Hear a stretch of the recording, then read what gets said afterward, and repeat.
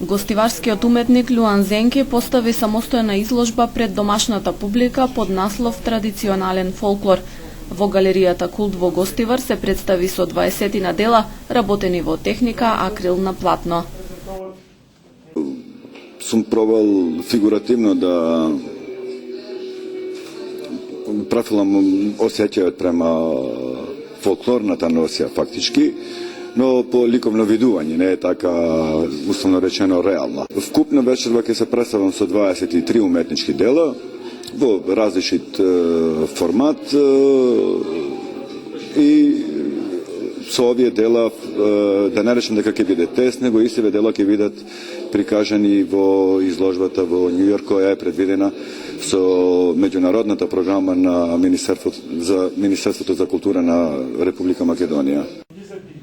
Луан Зенке е еден од најдинамичните и најенергичните ликовни уметници на нашите простори, а овие дела ја потврдуваат неговата енергија и креативност, вели академскиот професор Реша Тамети. Луан зрачи со една силина сликарска која ги надминува овие наши простори културни.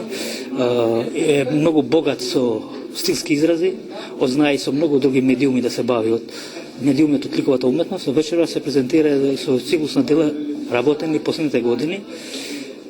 Повеќе ми заличуваат на делата на Джексон Полок, америчкиот сликар, познат, но сепак Луан има свој печат и е доста, да кажеме, става своја креативен печат со наоѓање на креативни решенија во композицијата, во пренесување на квалитетите на бојата.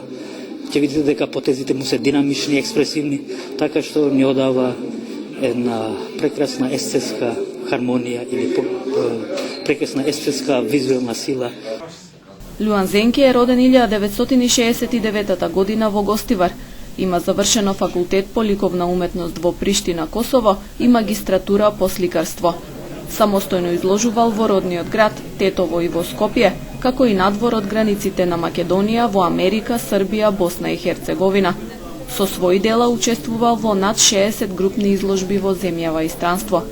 Активен е во невладиниот сектор, се занимава со организација на културни настани и раководи со Гостиварскиот центар за култура.